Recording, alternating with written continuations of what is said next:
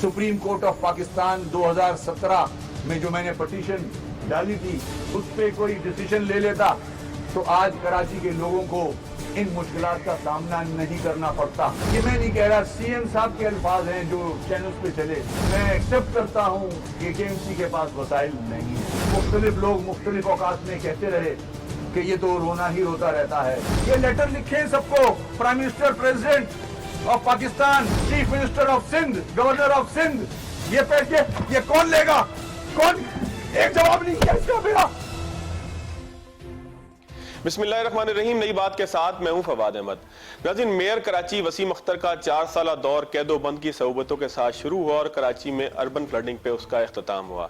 इस सारे दौर के हवाले से मुखालफीन तनकीद भी करते हैं, नाक़दीन तनकीद भी करते हैं कि वसीम अख्तर साहब सिर्फ इख्तियारात का रोना रोते रहे, लेकिन दूसरी जानिब वसीम अख्तर साहब की ये बात कुछ गलत भी नहीं थी कि जिसमें वो बार बार ये शिकवा करते रहे कि उनकी बात सुनी नहीं जाती, इख्तियार दिया नहीं जाता। आखिर मामला क्या था और ख़ास तौर पर कराची में जो 1100 अरब का एक पैकेज अनाउंस हुआ है उसके बाद जो सूरत हाल है उस पर वसीम अख्तर साहब की आज राय भी लेंगे और उनके दौर के हवाले से वसीम अख्तर साहब से गो के फारूक सत्तार साहब हों, फैसल वाडा साहब हों या मुस्तफ़ा कमाल साहब हों, उन्होंने हिसाब मांगा, मीडिया के थ्रू मांगा। हम डायरेक्ट बैठ के उनसे पूछ लेंगे कि आखिर हिसाब क्या है। हिसाब मांगना तो शायद गलत तरीका होगा, हिसाब पूछ ज़रूर सकते हैं। वसीम अख्तर साहब, बहुत शुक्रिया आपके वक्त का। शुरू यहाँ से करेंगे कि एडमिनिस्ट्रेटर्स के तयन पर आपकी पार्टी ने बड़ा सख्त रिएक्शन दिया कि एक मखसूस ज़बान बोलने वाले लोग हैं, तो आप क्या समझते हैं, आप और आपकी पार्टी, कि क्या सिर्फ एक मखसूस ज़बान बोलने वाला अगर एडमिनिस्ट्रेटर होगा तो आपको कबूल होगा और अगर एक दूसरी ज़बान वाला आ जाएगा एडमिनिस्ट्रेटर तो आपको कबूल नहीं होगा?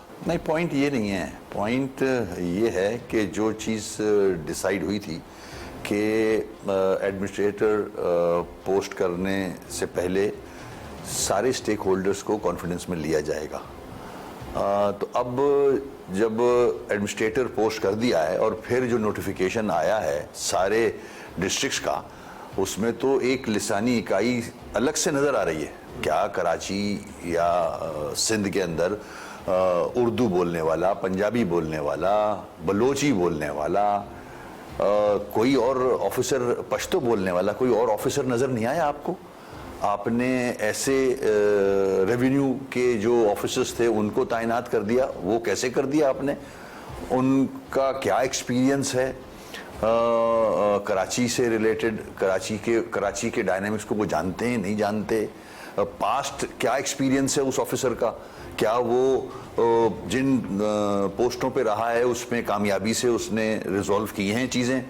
तो ये सारी चीज़ें देखते हुए, जबकि पूरा पाकिस्तान कंसर्न शो कर रहा है कि कराची के मसाइल हल किए जाएं, 4 साल से मैं एक आवाज़ बुलंद कर रहा हूं और उस पर लकीली बारिशें हो गई और एक अपॉर्चुनिटी मिल गई कि नालों की सफाई के लिए पूरा पाकिस्तान आ गया। पहले तो केएमसी मेयर अकेला काम कर रहा था ये, और ये कह भी रहा था कि ये सोल्यूशन नहीं है, इस पैसे का ज़िया है ये। तो अब उन 3 नालों पे पूरा पाकिस्तान आ गया। ये तो सिर्फ नालों का इशू है और बहुत सारे इश्यूज हैं, अंबार है इस शहर में इश्यूज का, वो कैसे हल होंगे?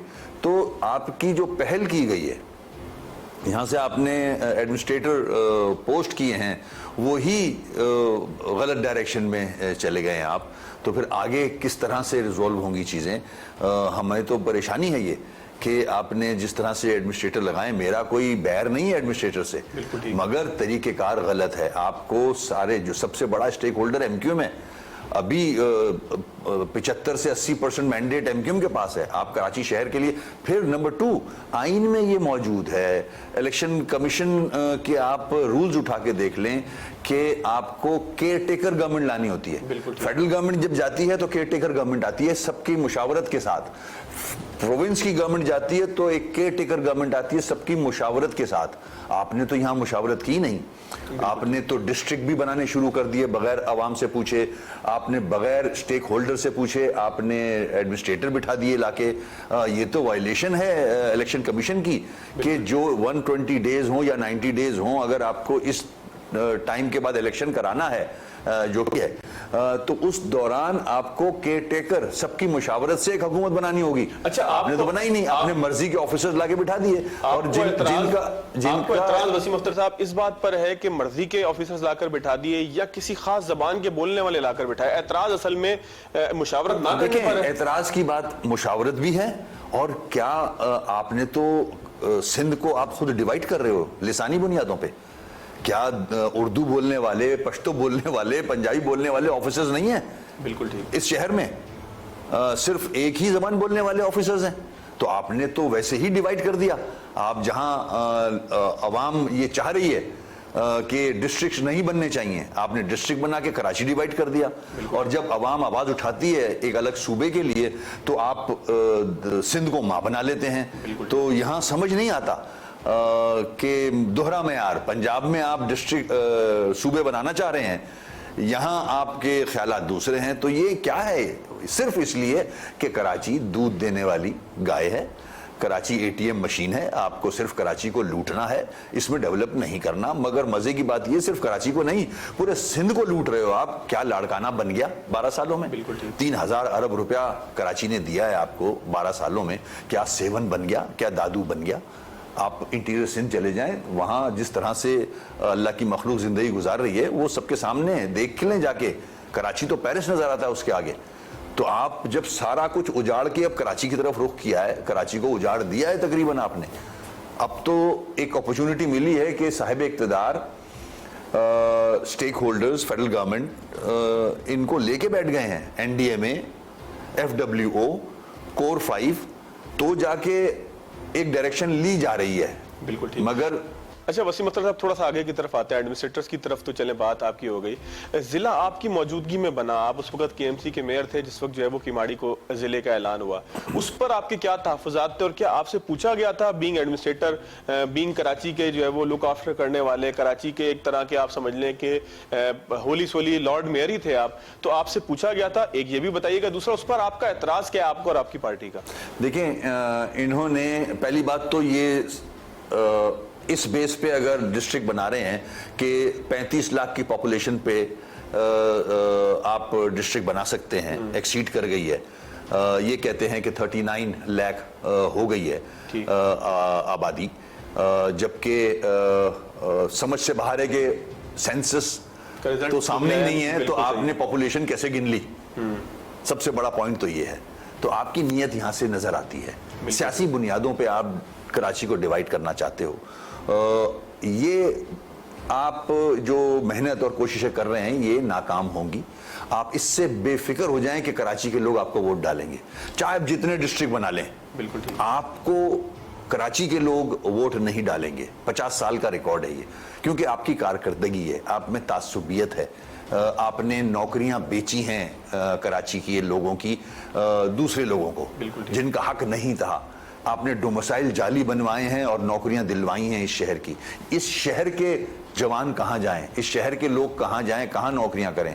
तो तासुबियत भी है आपकी, सियासी बुनियादों पे आपने ये डिस्ट्रिक्ट बनाया है। कराची को एक मेट्रोपॉलिटन सिटी होना चाहिए, एक डिस्ट्रिक्ट होना चाहिए, जैसे पूरी दुनिया में है, जैसे पाकिस्तान में है। पिंडी एक डिस्ट्रिक्ट है, इस्लामाबाद एक डिस्ट्रिक्ट है। आपने सिर्फ पॉपुलेशन को सामने रख, क्या आपने पब्लिक कंप्लेन या पब्लिक हेयरिंग की?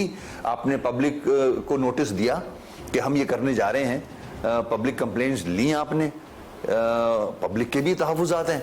आपने ह्यूमन राइट्स वायलेशन की है कि आपने आवाम से तो पूछा ही नहीं। आपने वही वडेरा जहनियत, वही जो फ्यूडल माइंडसेट है कि मेरी मर्जी मेरी जागीर है। 18वीं अमेंडमेंट के बाद आपने सिंध को स्टेट विद इन स्टेट बना दिया है। 18वीं अमेंडमेंट का ये मतलब नहीं है कि आप बादशाह सलामत बन जाओ। आपको अवाम का जो मैंडेट है जिसके पास, उससे आपको मशवरे करने होंगे, तो जाके हम राइट डायरेक्शन पे जा सकते हैं। आप हाल तो देखें, इस शहर का हाल किया क्या है आपने 12 सालों में। आगे की तरफ आते हैं, थोड़ा सा 1100 अरब का जो पैकेज है वो तमाम स्टेक होल्डर्स उसके ऊपर बैठे, उन्होंने एक पैकेज का अनाउंसमेंट की।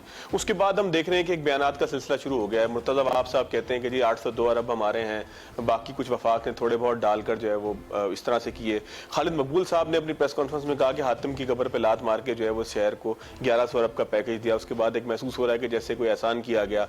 फिर इर्द हमने देखा खुर्रम शेर जमान बैठे, उन्होंने भी एक बात शुरू कर दी कि जी 350 अरब हमारे हैं, 350 अरब सूबे के हैं और 125 अरब कोई बहरिया टाउन से आ रहे हैं। मतलब इस तरीके से एक बात पूरी शुरू हो गई। तो आपको लगता है कि ये संजीदगी से एग्जीक्यूट हो पाएगा?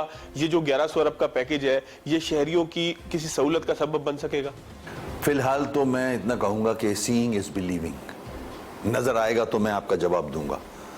अभी तो इब्तिदा है, देखते हैं। इब्तिदा में ही आपने देख लिया 3-4 दिन से टेलीविजन पे फेडरल गवर्नमेंट और सूबे की हुकूमत जो है वो किस तरह से एक दूसरे पे इल्जामात लगा रही है। जब कराची की बारी आती है, कराची को देने की बारी आती है, तो यही हालात पैदा कर दिए जाते हैं। देखें, हाँ, खुशाइन बात है कि प्राइम मिनिस्टर साहब ने 1100 अरब का पैकेज अनाउंस किया। अभी कंफ्यूज है पूरा कराची कि देगा कौन पैसे, कितने कौन देगा, अभी तक क्लियर नहीं हुआ ये। फिर ब्रेकअप उसका नहीं आया अभी। फिर पैसे हैं या नहीं है, पैसे कहाँ हैं? क्या पुरानी जितनी स्कीमें थी उसको भी इंक्लूड कर दिया इसमें? तो कराची के लोगों को तो एक सवालिया निशान है, अभी तक क्लियर ही नहीं हो रहा। फिर आपका MOU साइन हुआ है, ये बड़ी इंपॉर्टेंट बात कर रहा हूं मैं आपसे, मेरे इल्म में तो नहीं है, हो सकता है मेरी लाइल्मी हो, मगर मेरे सामने नहीं आया है। क्या जो MOU साइन हुआ है वो पब्लिक किया गया है? बिल्कुल ठीक। वो कहाँ है MOU? उसके बाद क्या कैबिनेट से इन 1100 अरब की अप्रूवल हो गई है? क्या सिंध के कैबिनेट से इस 1100 अरब रुपए की अप्रूवल हो गई है? क्या एकनिक से अप्रूव हो गए हैं सारे प्रोजेक्ट्स? तो बहुत सारे सवालात हैं अभी, मगर हम नहीं चाहते कि ये तासुर दें कि हम मुखालफत कर रहे हैं। हम मुखालफत नहीं कर रहे। बिल्कुल ठीक। कराची में 1100 अरब रुपए लग जाएं, अल्लाह करे लग जाएं, कराची के लोगों के मसाइल हल हों, मगर ये कोई एहसान नहीं है कराची पे। कराची 3000 अरब रुपए सिंध गवर्नमेंट को 12 सालों में दे चुका है। वसीम अख्तर साहब, एक ब्रेक लेता हूं। मैंने आपसे पूछना है कि आप बहैसियत मेयर क्या समझते हैं कि 1100 अरब की ब्रेकअप क्या होना चाहिए, किन इलाकों में फौरी जरूरत है? एक ब्रेक लेते हैं नाज़रीन। वसीम अख्तर साहब हमारे साथ मौजूद हैं, इनके दौर की कारकर्दगी पे जरूर बात करेंगे, लेकिन थोड़े से पॉजिटिव तरफ भी बात करें कि कराची के शहरियों के लिए बेहतर क्या है। After short break. ब्रेक के बाद एक मरतबा फिर खुशामदीद। साबिक मेयर कराची वसीम अख्तर साहब हमारे साथ मौजूद हैं, उनके दौर के किस्से भी उनसे जरूर सुनेंगे, लेकिन अभी बात करते हैं कराची पैकेज पे। वसीम अख्तर साहब, 1100 अरब का अभी तो कोई वाजे नहीं है कि चीज़ किसको मिलेंगे, किसके पैसे हैं, कहाँ से आएंगे, कौन सी पार्टनरशिप होगी, लेकिन आप क्या समझते हैं कि कराची के 4, 5, 6 अहम मसले कौन से हैं कि जहाँ पर इन पैसों को लगना चाहिए और इसकी एग्जीक्यूशन के लिए मैकेनिज्म क्या होना चाहिए? देखें, मैं समझता हूँ सबसे पहला जो काम करना चाहिए वो जो बल्दियाती सिस्टम है इसको मजबूत करने का करें। आइन के मुताबिक आर्टिकल 140A को इम्प्लीमेंट करें in letter and spirit. Article 140A को आइनी तहफ़्फ़ुज़ हासिल कराएं, जैसे कि NFC अवार्ड को किया हुआ है। PFC अवार्ड को आइनी तहफ़्फ़ुज़ दिया जाए। फिर तो आप बल्दियाती सिस्टम को मजबूत कर रहे हो पूरे मुल्क में। जब तक बल्दियाती सिस्टम मजबूत नहीं होगा, सारे काम टेम्परेरी हैं, 1100 अरब हो या 11,000 अरब हो। बिल्कुल ठीक है, सब टेम्परेरी है। जब तक आप सारे निजाम को एक अम्ब्रेला के नीचे नहीं लाएंगे, एग्जीक्यूशन सस्टेनेबल नहीं हो सकता। ये आप इमरजेंसी के काम कर रहे हैं। NDMA is national disaster management authority. एक डिजास्टर आया था, उस पे सब कंसर्न शो करने लगे। मैंने 4 साल चीख पुकार की है इस सिस्टम को मजबूत करने के लिए। शायद उसका भी थोड़ा सा असर हो गया होगा कि बात तो सही कर रहा है कि नाले साफ करने के लिए पूरा पाकिस्तान आ गया। बिल्कुल ठीक है। तो वाकई में there is a problem in Karachi, अब समझ में आया है। मैंने SLGA को भी एक्सप्लेन किया, पूरे दुनिया के सिस्टम्स को भी एक्सप्लेन किया। तो खुशाइन बात है, बिल्कुल करें। प्रायोरिटी पानी। कितने साल हो गए हुकूमत को? 12 साल हो गए। पानी क्या चांद से लाना है? कहां से लाना है पानी? अभी तक गैर यकीन। 12 साल में तो चांद से पानी ले आते, या जिस भी प्लेनेट पे पानी है वहां से ले आते। तो ये तो अप्रोच है, ये सीरियसनेस है। और आप साफ पीने का पानी दें लोगों को, पानी का नेटवर्क ठीक करें। ट्रकों में पानी, टैंकरों में पानी नजर आता है, नलों में नहीं आता। ये प्रायोरिटी है इस शहर की। अनइंटरप्टेड बिजली। बिल्कुल ठीक। बिजली जिस तरह से लोग सफर कर रहे हैं, बिलख रहे हैं, उसके बाद सीवेज सिस्टम तबाह हो गया है शहर का, बिल्कुल ठीक। ट्रांसपोर्ट है ही नहीं। 12 साल में एक बस जो हुकूमत ऐड ना कर सके, उससे ज्यादा नाकामी हो नहीं सकती किसी चीज में। They are not for ruling this province, they are incompetent people with bad governance. बिल्कुल ठीक। तब जाके पूरे सिंध का ये हाल हुआ है। उसके बाद सिवरेज, उसके बाद सड़कों की टूट फूट, तबाह हाल है पूरा शहर। आप जो इंक्रोचमेंट्स हुई हुई हैं उनको देखें, इंक्रोचमेंट्स रिमूव करें, उससे पहले ऑल्टरनेट दें, लोगों को कंपनसेट करें। ये शहर है, पूरे मुल्क को चलाता है, पूरे सिंध को पालता है ये शहर। बिल्कुल ठीक। अच्छा वसीम अख्तर साहब, आप समझते हैं कि सर्कुलर रेलवे कराची की जरूरत है या मेट्रो ट्रेन कराची की जरूरत है, या आप समझते हैं कि अगर सड़कों पर चलने वाली बसों का सिस्टम ठीक कर दिया जाए तो कराची को? देखें, ये शहर एक स्पेशल ट्रीटमेंट चाहता है। जब यहां से कैपिटल शिफ्ट किया, उसके बाद कराची को मुड़ के किसी ने नहीं देखा। इस्लामाबाद में ही लग गए सब। इस्लामाबाद में जो लग रहा है पैसा, उसमें 65% कराची का पैसा है। कराची को मुड़ के किसी ने, पूरे मुल्क के मुख्तलिफ प्रोविंसेस में मेट्रो भी बन रही है। क्या नहीं बन रहा, हमें खुशी होती है देख के। इस्लामाबाद जाते हैं, पिंडी जाते हैं, लाहौर जाते हैं, बड़ी बड़ी सड़कें, बड़ी बड़ी मेट्रो चल रही हैं, खुशी होती है। मगर उन सब में प्रोजेक्ट्स में कराची का 65 रुपया है। वापस घर आते हैं तो यहाँ का हाल देख लें आप, हाल क्या है। यहाँ हर किस्म का ट्रांसपोर्ट चाहिए। केसीआर को रिवाइव करें, बीआरटी, ग्रीन लाइन, जितनी भी ट्रांसपोर्ट की फैसिलिटी दे सकते हैं दें। इस शहर को स्पेशल ट्रीटमेंट चाहिए। इस शहर को सर्फ का ताज बना के रखें। ये शहर आपका बजट बनाता है। इस्लामाबाद का बजट नहीं बन सकता जब तक यहाँ का टैक्स ना जाए। सिंध हुकूमत एक इंच आगे नहीं बढ़ सकती जब तक कराची का पैसा ना मिले। तो शर्म का मुकाम है कि इस शहर को इतना निगलेक्ट कर दिया गया है, इतनी गलत पॉलिसीज बना दी गई हैं। और अब माशाल्लाह 1100 अरब उन्हीं लोगों के हाथ दे दिया जिन्होंने 12 साल में ये हाल किया था। तो अल्लाह रहम करे हम सब पे। चले वसीम अख्तर साहब, थोड़ा सा आपके दौर पे बात कर लेते हैं। Sindh local government act SLGA 2013 उस वक्त मंजूर हुआ कि जब आपकी पार्टी के 50 से ज़्यादा MPs थे, 2 दर्जन के करीब आपके MNAs थे, गवर्नर आपका था, इतनी ताकत में MQM मौजूद थी कि शायद अब उस तरह का दौर आपका शायद दोबारा कभी ना आए। उसके बावजूद वो एक्ट मंजूर हुआ, आप इलेक्शन भी लड़े, उस इलेक्शन के तहत आप मेयर भी मुंतखब हुए, सब कुछ हुआ। उसके बाद आपको पता लगा एक ऐसी पार्टी के जो कराची की लोग एक एक गली से वाकिफ हो, वो उस एक्ट का हिस्सा कैसे बन गई कि जिसके बाद उसका मेयर 4 साल कहते रहे कि मुझे इख्तियार नहीं है? देखें, हमने 18वीं अमेंडमेंट पे एतबार किया और SLGA आर्टिकल 140A उसमें लाया गया। हम समझते थे कि सुप्रीम कोर्ट इलेक्शन करा रहा है तो उसको इन लेटर एंड स्पिरिट इंप्लीमेंट भी कराएगा, उसकी इंटरप्रिटेशन की क्लैरिटी आएगी सामने और उस पर इंप्लीमेंट होगा। मगर अफसोस कि सिर्फ अदलिया ने भी इलेक्शन करवा दिया, उसके बाद मुड़ के उसको भी नहीं देखा। मेरी पिटीशन 2017 से पेंडिंग है सुप्रीम कोर्ट में आज तक, बल्दियाती निज़ाम को मजबूत करने के लिए। अगर हम SLGA पे आते हैं तो उसके बाद SLGA 2013 बनाया गया। उसमें हमारी रिजर्वेशंस थी, हमने ऑन रिकॉर्ड है असेंबली के अंदर भी, बाहर भी हमने आवाज़ बुलंद की कि इस निज़ाम के तहत कराची नहीं चल सकेगा। मगर जाहिर है हम भी एक पॉलिटिकल पार्टी हैं, हमारा मैंडेट है, हमने इलेक्शन में हिस्सा लेना था, हमने लिया और अल्लाह का शुक्र है कराची को मैंडेट मिला।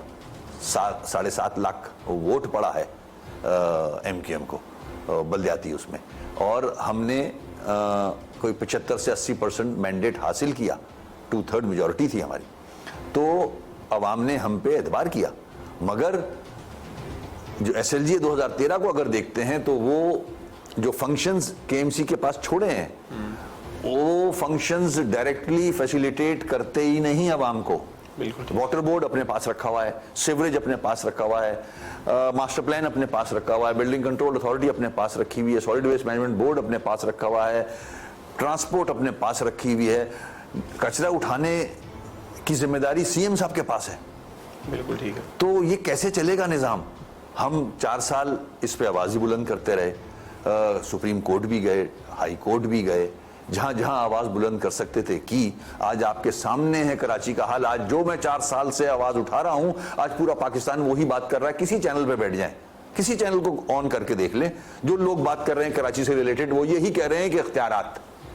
ओ भाई, 4 साल मैं भी तो यही कह रहा था कि इख्तियारात जब तक नहीं दोगे, मैं कराची की अकेली की बात भी नहीं कर रहा हूं, निज़ाम पूरे पाकिस्तान का मजबूत होना चाहिए। जब तक बल्दियाती निज़ाम मुल्क का मजबूत नहीं होगा, पूरे मुल्क की इकोनॉमी बेहतर नहीं हो सकती, जमहूरियत बेहतर नहीं हो सकती। यही ग्रास रूट लेवल है, यही मॉन्टेसरी है जमहूरियत की। इकोनॉमी इसी शहर से ठीक होगी।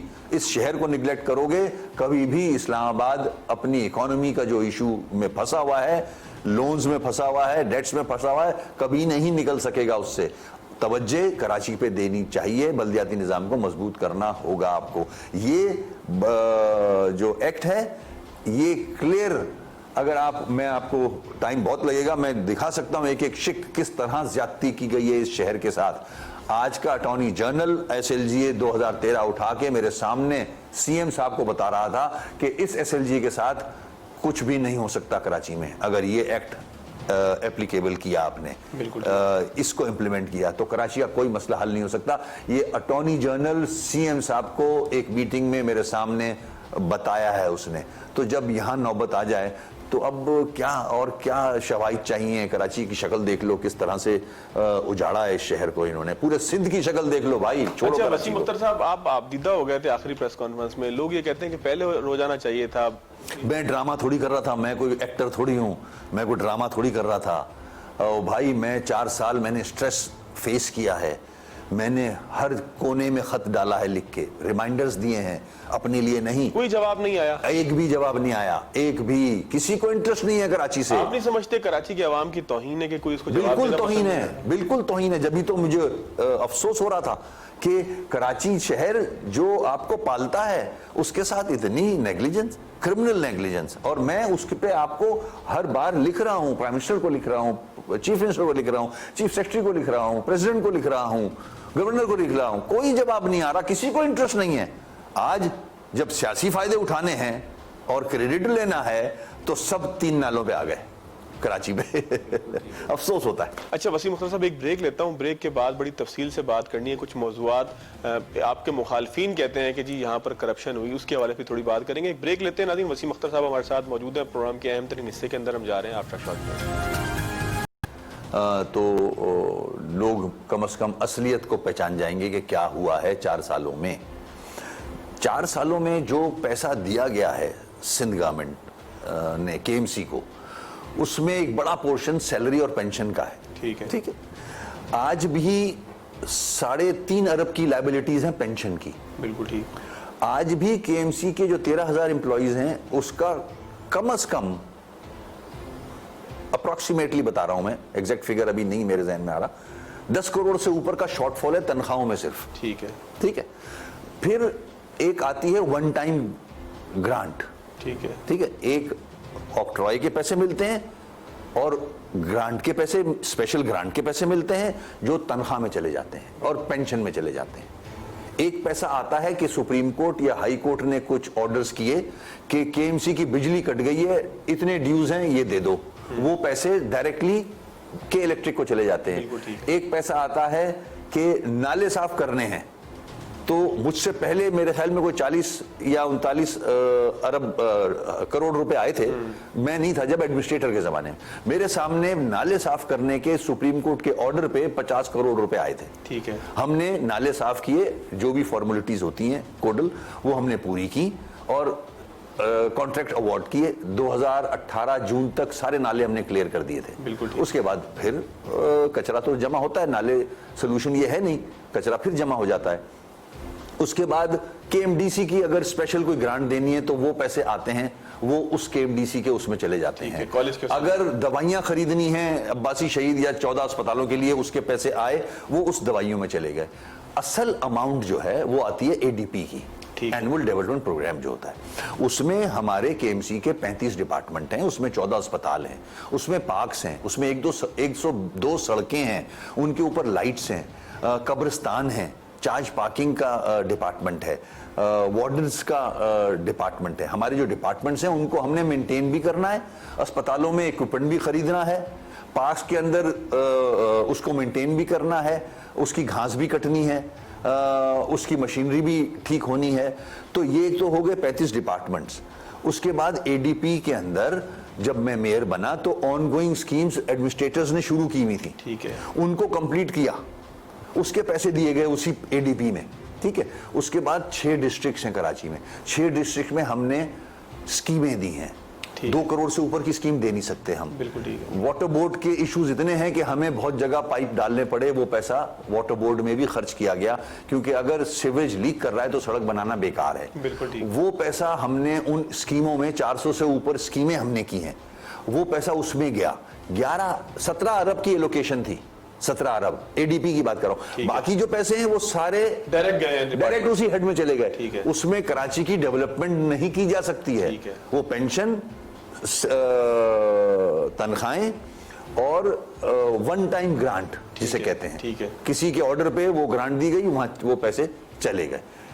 अब एडीपी में 17 अरब रुपए एलोकेट किए गए, 4 सालों में मुझे 11 अरब दिए गए, ठीक है, केएमसी को।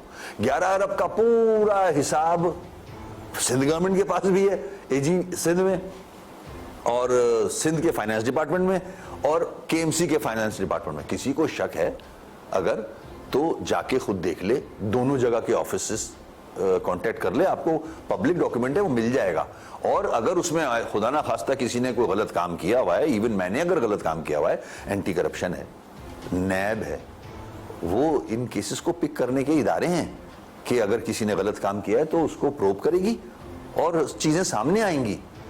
बड़ा सिंपल है मामला। हाँ, इसको पॉलिटिसाइज करो अगर, तो फिर तो व्हाइट पेपर भी निकलते हैं और फिर तो एक दूसरे पे इल्जाम ऐसा लगाओ कि इतने अरब दे दिए, कहाँ गए अरब। तो ये है जो मैंने आपको साबिक डिप्टी मेयर ने आपके खिलाफ व्हाइट पेपर जारी किया है, आप समझते हैं उसमें कोई हकीकत है? नहीं, वो तो टोटल रद्द करता हूं, उसके अंदर कोई फिगर करेक्ट नहीं है, बेसलेस, सिर्फ पॉलिटिकल स्कोरिंग है, दैट्स ऑल। अगर वो इस काबिल होते तो डिप्टी मेयर की हैसियत से कुछ काम करते। पार्टी तब्दील कर ली, वही तो बोल रहा हूँ, जो पार्टियां तब्दील कर ले आदमी, उस पे क्या क्रेडिबिलिटी है उसकी। अच्छा, एक और आपके हवाले से कहा जाता है कि आपके दौर में जो टैक्सेस जमा होते हैं केएमसी के तहत, कोई 28 डिपार्टमेंट कहा जाता है कि वो टैक्स नीचे जमा कर सकते हैं, लेकिन उन्होंने टैक्स जमा करने के बजाय नीचे लोगों को कुछ पैसे लेके अंडर टेबल डील करके छूट दी। तो इसमें कोई हकीकत नहीं, ऐसा कुछ भी नहीं है। हम टैक्स जमा कर ही नहीं सकते। देखिए, टैक्स केएमसी का अपना रेवेन्यू, अच्छा सवाल किया आपने, ये अपना रेवेन्यू क्या है। एक सवाल ये आता है, भाई आप अपना खुद रेवेन्यू क्यों नहीं जनरेट करते? केएमसी कर ही नहीं सकती रेवेन्यू जनरेट। एक तो हमारे पास मैजिस्ट्रियल पावर ही नहीं है। मैंने बहुत दफा लिखा, सीएम साहब को भी कहा मैजिस्ट्रियल पावर तो दे दो, किसी को हम चालान कर सकें, कुछ कर सकें। नहीं, हमारे पास लीज के पावर्स ही नहीं है। 1 साल से ऊपर हम लीज दे ही नहीं सकते। अब जब मुझे अगर पब्लिक प्राइवेट पार्टनरशिप करनी है और मुझे कोई अप्रोच कर रहा है कि सफारी पार्क है या कोई और पार्क है, उसमें हम आपके साथ जॉइंट वेंचर करना चाहते हैं, तो मैं अगर उससे इनवाइट करूं और ओपन टेंडर में जाऊं तो मैं 1 साल से ऊपर जा ही नहीं सकता। तो कौन इन्वेस्ट करेगा आके? फिर गांधी गार्डन का गेट मनी मिलता है और वहां जो छोटे मोटे स्टॉल्स रखे वो पैसा मिलता है।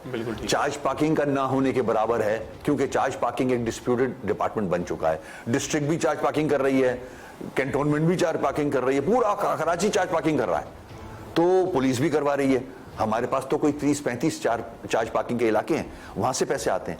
स्टेट डिपार्टमेंट, दुकानें आधी टूट चुकी हैं क्योंकि सुप्रीम कोर्ट के ऑर्डर की वजह से। उसका किराया 9 में बहुत ही कम, उस पैसे से कराची नहीं चल सकता भाई। आज किसी जमाने में जब मैं आया था मेयर बन के तो 1 अरब तक की रिकवरी होती थी, मगर आस्ते आस्ते जाके क्योंकि दुकानें खत्म हुई। अब अगर हम जो म्यूनिसिपैलिटी टैक्स है वो हम ले नहीं सकते, MUCT जिसे कहते हैं, वो क्यों नहीं ले सकते? मैं किसी घर जाता हूं, अगर टैक्स लेने के लिए चालान भेजता हूं कि सीवरेज का या सफाई का, वो डिपार्टमेंट मेरे पास है ही नहीं। बिल्कुल ठीक है। ना कचरा उठाने का है, ना सीवरेज का मेरे पास है। घर वाले गालियां देते हैं कि भाई आप किस मुंह से पैसे टैक्स ले रहे हो हमसे, हमारे गेट के आगे कचरे का अंबार है, हमारे गटर उबल रहे हैं, वो टैक्स तो मैं ले ही नहीं सकता। फिर SLGA 2013 में सेक्शन 13 है जो क्लियरली कहता है कि सिंध गवर्नमेंट जितना भी कराची से टैक्स जमा करेगी उसका एक सेस केएमसी को देगी। 4 साल से चीख रहा हूं, नहीं देते। कितना अमाउंट हो गया होगा वो तो अभी फाइनेंस डिपार्टमेंट से निकलवा के दिखा सकता हूं मैं क्या अमाउंट बना होगा उस पे। जो टैक्स सिंध गवर्नमेंट कराची से कलेक्ट कर रही है वो तो तकरीबन 300 अरब रुपया सालाना कर रही है। उसमें क्या सेस होगा, क्या वो डिसाइड करेंगे, उस पे बात ही आप कहते नहीं की ना। उसके बाद ऑक्ट्रॉय का 40 अरब रुपया हमारा ड्यू है सिंध गवर्नमेंट के पास, जो उन्होंने नहीं दिया। वो पैसे नहीं देते तो वो पैसे मेगा प्रोजेक्ट्स अपने पास रखे हुए हैं। जो बड़ी बड़ी सड़कें, यूनिवर्सिटी रोड, तारिक रोड, शहीद मिले, ये सब इन्होंने बनाया है। ये फंक्शन केएमसी का है, बिल्कुल फंक्शन केएमसी का है। तो आप ये खुद सोचें कि जो रेवेन्यू केएमसी जनरेट कर सकती है वो डिपार्टमेंट सारे इनके पास हैं। प्रॉपर्टी टैक्स सिंध गवर्नमेंट के पास है, बेटरमेंट टैक्स सिंध गवर्नमेंट के पास है, कमर्शियलाइजेशन सिंध गवर्नमेंट के पास है, motor vehicle tax Sindh government के पास है। केएमसी चलेगा कैसे? बिल्कुल केएमसी तो चल ही नहीं सकता। तो ये तो सिर्फ पॉलिटिकल स्टेटमेंट दे के लोग, हमारे जो टटपूंजी आ गए नए नए सियासी लीडर बनना चाहते हैं, वो स्टेटमेंट दे के लोगों को कंफ्यूज करते हैं। ये कि ना खुद अपने जमाने में कुछ किया और ना किसी को करने देते हैं, बल्कि सिर्फ क्रिटिसाइज, दैट्स ऑल। अच्छा वसीम अख्तर साहब, सिटी वार्डन्स नजर नहीं आते सड़कों पे। कराची इतने बड़े एक अर्बन फ्लड से गुजरा, 3000 के करीब कहा जाता है कि सिटी वार्डन्स है। हो सकता है फिगर आगे पीछे, नहीं 1000 से 1100 के करीब एक जमाने में 12 इतने ही थे। तो वो सारे किधर गए? नजर नहीं आते। वो आपकी प्रोग्राम है तो उसमें नजर आते हैं। मैं नहीं इस बात को मानता। इस स्पेल जो आए थे बारिशों के, मेरे पास वीडियो मौजूद है, अभी दिखा सकता हूँ सारी। मैं डायरेक्ट टच में था उस डिपार्टमेंट में। वार्डन्स, सिटी वार्डन्स सड़कों में खड़े नजर आए हैं, इतने इतने पानी में नजर आए हैं, गाइड करते नजर आए हैं। हर इवेंट पे सिटी वार्डन आपको नजर आएगा शहर की सड़कों पे। अब मेरे जाने के बाद क्या होता है आई डोंट नो, मगर मैंने आई मेड श्योर कि ये लोग सड़क पे हों, पुलिस को भी हेल्प करें, लोगों को भी गाइड करें। ऐसी बात नहीं, मैं इससे एग्री नहीं करता। अच्छा वसीम अख्तर साहब, आप कोई दुकान तो नहीं चला रहे थे? जाहिर है कि आप एक इदारा चला रहे थे केएमसी, जिसके आप मेयर थे। आपकी ही पार्टी के साबिक डिप्टी कन्वीनर वसीम अख्तर साहब अपना फारूक सत्तार साहब फरमाते हैं कि जी मैं आपसे हिसाब लूंगा। फैसल वाडा आपके खिलाफ केस करने जा रहे थे। इसके अलावा जो है वो मुस्तफ़ा कमाल साहब जब बैठते हैं वो कहते हैं कि जी एक स्याह दौर था, उसके अलावा कुछ ऐसे अल्फाज हैं जो कहे नहीं जा सकते, वो उससे सारे उसको तशबीह देते हैं। तो आप कोई कमज़ोर आदमी तो नहीं है, आपको तो लोगों ने बड़े मजबूत दौर में भी देखा, आपने जेल भी काटी, सब कुछ काटी, तो लेकिन हिसाब आपसे हर कोई क्यों मांगता है? ऐसा लगता है मुझे पैसे दिए हो, सब्जी लेके आओ, उसका घर आके फिर हिसाब दो। मतलब बेवकूफ़ियाँ हैं। हिसाब लेने वाले डिपार्टमेंट्स हैं ना, मैंने बताया ना, अगर कोई गलत काम हुआ है तो एंटी करप्शन है, नैब है, एजी का ऑडिट डिपार्टमेंट है हमारा, वो ऑडिट करता है उसको। मतलब ये तो स्टेटमेंट्स हैं किसी को किसी की शक्ल बिगाड़ने के लिए, दैट्स ऑल। इससे ज्यादा मैं इसको लेता भी नहीं, मैं सीरियस भी नहीं लेता इन बातों को, क्योंकि इनके पास और कोई बात है ही नहीं ना, करने को नहीं है। ये डे 1 से यही चीख रहे हैं, लोगों को गालियां देते रहो, और यही सियासत चल रही। देखते हैं कब तक चलाते हैं ये सियासत। अच्छा वसीम अख्तर साहब, अब कराची के मामलात को हल करने की अगर बात की जाए, अब कोर्ट का भी ऑर्डर है कि 120 दिन में इंतखाबात कराए जाए, होते नहीं होते एक अलग बात है, लेकिन बहरहाल इंतखाबात अब होने ही होने हैं। अगर ये इंतखाबात फिर 2013 के उस ऑर्डिनेंस के तहत, उस एक्ट के तहत हुए कि जिसमें आप 4 साल जो है वो आप दीदा ही होते रहे कि जी मुझे इख्तियार नहीं है, तो शहर को कोई बेहतरी मिल सकेगी? या 2001 के इंतखाब निज़ाम के तहत, तो किसके तहत? हमने अमेंडमेंट जमा कराई हैं और अभी कुछ जो केएमसी ने बनाई है वो भी जमा कराने जा रहे हैं। हम पार्टी भी जमा करा रही है। 2001 का जो SLGO था, हम ये नहीं कहते कि सारी हमारी मर्जी के डाल दें अमेंडमेंट्स, बैठ जाएं, कराची की जो रिक्वायरमेंट है उसको देख लें, सियासत से बालातर होके आवाम की सोचें कि क्या क्या महकमे, क्या क्या चीजें मेयर के अंडर में होनी चाहिए, चाहे कोई भी मेयर हो। मैं तो कहता हूं कि सिटी की पुलिस अलग होनी चाहिए जो मेयर के अंडर में हो। बिल्कुल ठीक है, ठीक है, पूरी दुनिया में है ये। इसको एक दिन बैठ के सारे अपने अपने मशवरे डाल दें उसके अंदर, और एक अच्छा लोकल गवर्नमेंट एक्ट बन जाए ताकि ये झगड़ा ही खत्म हो। 2001 जैसा चाहिए या उससे कुछ बेहतर चाहिए? स्ट्रांग होना चाहिए मेयर। जो म्युनिसिपल सर्विसेज की डिपार्टमेंट्स हैं वो मेयर के मातहत होने चाहिए। पूरा कराची मातहत होना चाहिए मेयर के, जब तक नहीं होगा मसला हल नहीं होगा, सवाल ही पैदा नहीं होता। अब यहाँ मसला ये है कि कराची ही जनरेट करता है, ये आपकी नाअहली है, गलतियां हैं कि 12 साल में आपने कराची के अलावा दूसरा शहर भी डेवलप करते ना, आप दूसरे डिस्ट्रिक्ट्स में इंडस्ट्रीज लगाते, कॉटेज इंडस्ट्री लगाते, ताकि वहां भी रेवेन्यू जनरेट होता, वहां टैक्सेस आते, वहां से वहां नौकरियां मिलती लोगों को। आपने किया ही नहीं, इन्हिसार सीधा कराची पे। एक गाय दूध देने वाली है, उसी का दूध निकाले जाओ आप। सत्यानाश कर दिया इस शहर का आपने, पैसे निचोड़ निचोड़ के ले लेके। फिर 3000 अरब रुपए इस शहर ने दिए 12 सालों में, गए कहां? पैसे जाते कहां हैं? या तो लाड़काना बन रहा हो तो हमें खुशी हो, चलो यार माशाल्लाह लाड़काना बन रहा है। लाड़काना तो खंडरात में तब्दील हो चुका है, सेवन भी, दादू भी, मीरपुर खास सब। ये पैसा जा कहां रहा है? तो सवाल उठाने वाले पे बहुत बड़ा सवालिया निशान कराची के लोगों का है कि ये इतना टैक्स देते हैं, हम सबसे ज्यादा टैक्स देते हैं, ये जाता कहां है? तो अगर हम सब इस बात पे हम क्रिटिसाइज भी नहीं करते, बिल्कुल ठीक, गलतियां सब ने की हैं, आज बैठ जाएं, अमेंडमेंट्स कर लें कि कराची में किस तरह का निज़ाम होना चाहिए, हैदराबाद में क्या होना चाहिए। हम सिर्फ कराची के लिए भी नहीं बात करते, पूरे सिंध और पूरे पाकिस्तान के लिए बात करते हैं। क्लोजिंग दीजिएगा वसीम अख्तर साहब, अगर पीपल्स पार्टी की हुकूमत नहीं मानती उन सारी अमेंडमेंट्स को और 2013 वाले एक्ट के तहत ही दोबारा इंतखाबात में जाती है, तो आपकी पार्टी का अमल क्या होगा? देखिए, हम तो कोर्ट में मौजूद हैं, हम प्रोटेस्ट भी करेंगे, उस पर कर रहे हैं और रिकॉर्ड पे है, हम कोर्ट में मौजूद हैं। कोर्ट से रिक्वेस्ट करूंगा कि मेरी पिटीशन को टेकअप किया जाए और उसमें कोई फैसला दिया जाए, ताकि ये वंस फॉर ऑल मामला खत्म हो। ये फ्यूडल माइंडसेट की जो जमातें हैं, ये नहीं चाहती कि लोकल बॉडीज स्ट्रांग हो, ये पावर्स नीचे जाएं, ये पावर्स अपने पास रखना चाहती हैं सारी। और पावर्स का मतलब है पैसे।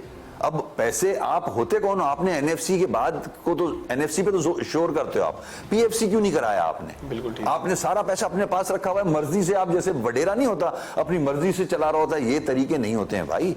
ये यहाँ पढ़े लिखे लोग रहते हैं कराची में, इनके साथ कब तक ज्यादती करते रहोगे? और अफसोस ये होता है कि दूसरे जो छोटे छोटे टटपूंजी आ गए हैं, वो भी इसी में लग गए हैं अपनी सियासत चमकाने के लिए। ओ भाई, सीरियसनेस आप अपने जमाने में कुछ नहीं कर सके। जो आप अभी जिक्र कर रहे थे कि मुझ पे बड़े बड़े इल्जाम लगाता है, जो जिसका नाम ले रहे थे, उस होता ना चोर मचाए शोर, उन साहब पे करप्शन का चार्ज है। उन्होंने कराची की जमीनें की चाइना कटिंग की है, शिफ्टिंग की है, फाइलों पे सिग्नेचर्स हैं। एक पकड़ा गया, बाग़ इब्न कासिम की जमीन बेची है, उस पे रेफरेंस है, कोर्ट की तारीखें करप्शन की भुगतते हैं। जो आदमी करप्शन के केस भुगत रहा हो, वो दूसरे को करप्ट बोलेगा तो कैसा लगेगा? मेरे पे तो अल्लाह का शुक्र है कोई करप्शन का चार्ज नहीं है। जिस पे चार्ज है करप्शन का, वो दूसरे को चोर बोल रहा है, मेरे को हंसी आती है और कुछ नहीं। प्रोग्राम का वक्त बिल्कुल खत्म हो रहा है, एक आखिरी बात बताइएगा। लोग ये कहते थे कि जिस दिन आप मेयर से आपकी मुद्दत खत्म होगी, आप मुल्क से बाहर चले जाएंगे, लेकिन आप अभी यहाँ मौजूद हैं, वापस बाहर जाएंगे या नहीं जाएंगे? बाहर मेरा जब दिल करेगा जाऊंगा। मैं एक फ्री आदमी भी हूँ, केसेस जरूर डाले हुए हैं मुझ पे, कोर्ट में हैं, उनको भी फेस कर रहा हूँ, मगर अल्लाह का शुक्र है करप्शन का चार्ज नहीं है मेरे पे। करप्शन का चार्ज उसी पे है जिसका आपने अभी जिक्र किया, और वही सबको चोर बोल रहा है। जो करप्ट आदमी खुद है, जिसने बाग़ इब्न कासिम की जमीन बेच दी, वो दूसरों को करप्ट बोल रहा है। मेरे समझ से बाहर है ये, समझ आती नहीं ये बात, और बड़ी हिम्मत चाहिए ये बात करने के लिए कि मैं खुद चोर हूं और किसी और को चोर बोल रहा हूं। चले, बहुत शुक्रिया। वसीम अख्तर साहब हमारे साथ मौजूद थे। नाज़रीन, जो भी होना चाहिए कराची के अवाम की बेहतरी के लिए होना चाहिए। कराची के अवाम बहुत परेशान है, सैलाब में डूबने के बाद, इन तमाम तबाहकारियों के बाद उनकी बेहतरी के लिए कुछ भी ऐसा होना चाहिए कि जिससे उनके आंसू पूछे जा सके, उनके अश्कों का कोई सामान हो सके। आज के प्रोग्राम से इतना ही, अगले प्रोग्राम तक के लिए याद दीजिए। अल्लाह हाफ़िज़।